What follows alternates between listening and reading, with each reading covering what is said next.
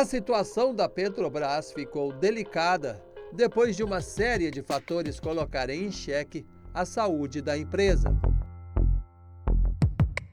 E todo esse clima em torno da Petrobras, falando de corrupção, pré-sal, má gestão, queda do preço do petróleo, fez surgir aqui na Câmara e no Senado alguns projetos de lei que, se forem aprovados, grande parte da riqueza do pré-sal não vai ficar aqui no Brasil, e sim nas mãos de multinacionais. Um dos projetos de lei, de autoria do senador José Serra, do PSDB, visa a alteração no sistema de partilha. Ele tira essa condição de lei, por lei, da Petrobras obrigatoriamente ser já a operadora única. Ela abre a possibilidade de outras grandes empresas como a Shell, a Chevron, virem a ser operadoras no pré-sal. O projeto de lei foi aprovado no Senado e aguarda votação na Câmara dos Deputados. Ele quer, primeiro, que a Petrobras deixe de ser operadora única do pré-sal.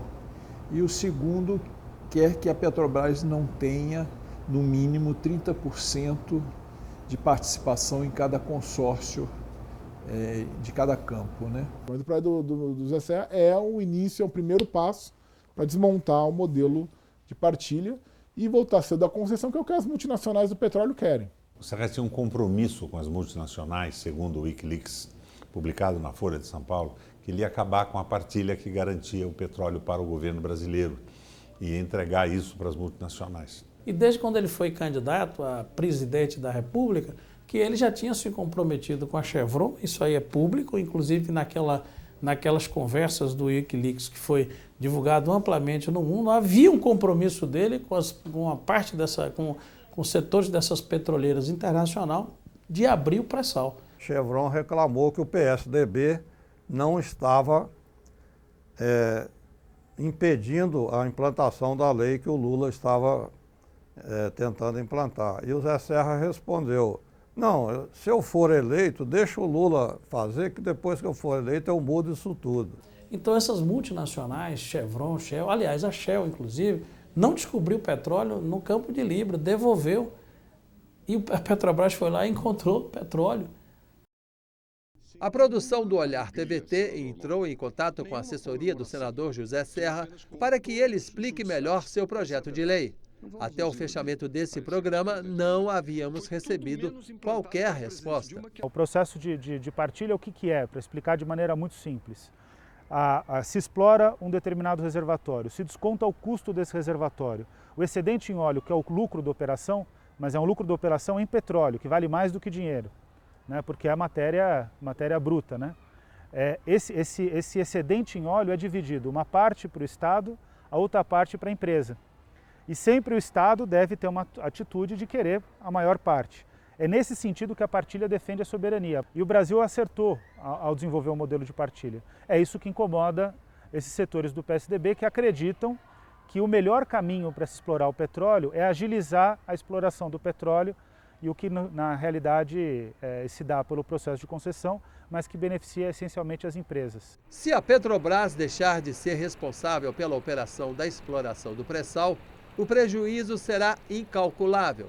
O Brasil perderá o controle sobre a quantidade real de petróleo retirado e as multinacionais não terão qualquer compromisso com o chamado conteúdo nacional. Elas encomendarão equipamentos, plataformas, profissionais de outros países pelo menor preço. Sendo uma empresa estrangeira, necessariamente elas tenderão a comprar plataforma no exterior.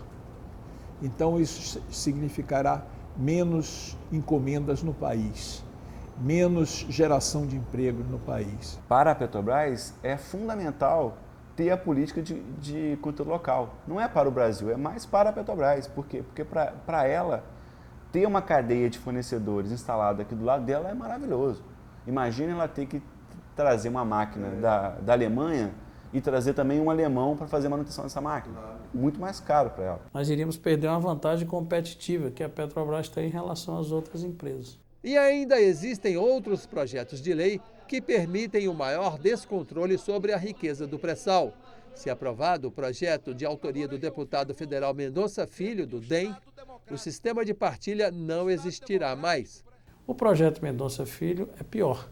O projeto Mendonça Filho, além de atingir o problema de operadora, já não leva em consideração isso, porque ele acaba com a partilha e reintroduz no Brasil o processo de concessão. Surgem inúmeros projetos no Congresso Nacional que buscam destruir e dificultar a apropriação dessa riqueza por parte do povo brasileiro e buscam entregar o pré-sal para interesses estrangeiros, né? A privatização não faz sentido. Quem quer privatizar a Petrobras quer destruir o Brasil.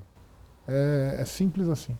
A produção do Olhar TVT entrou em contato com a assessoria do deputado Mendonça Filho e marcou entrevista com ele para entendermos melhor a proposta do seu projeto de lei. Estivemos em seu gabinete em Brasília e esperamos. O que seria muito importante, porque nós vamos falar do petróleo, ele tem um projeto de lei no Congresso, tudo.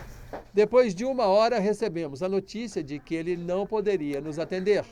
Há suspeitas de que Mendonça Filho tenha relações com a Shell. Historicamente, todas as vezes que nós vislumbramos essa possibilidade de uma inserção maior do Brasil no contexto internacional e de firmar um projeto de desenvolvimento nacional, nós fomos interrompidos de maneira... São várias formas utilizadas, foi assim com Getúlio, tentaram com Juscelino, foi assim com João Goulart e agora de novo. É claro e evidente que o pré-sal na perspectiva de uma visão estratégica norte-americana, um recurso absolutamente precioso para eles. As empresas internacionais estão ávidas por reservas. Então, quer dizer, paralisa a Petrobras, paralisa as empresas, ao mesmo tempo propõe mudar a lei do petróleo para voltar ao modelo que entrega o pré-sal. Ora, é difícil não ver com desconfiança isso está acontecendo. Há um outro projeto de lei que prevê o fim do sistema de partilha para o pré-sal, apresentado pelo senador Aloysio Nunes, do PSDB, em 2014.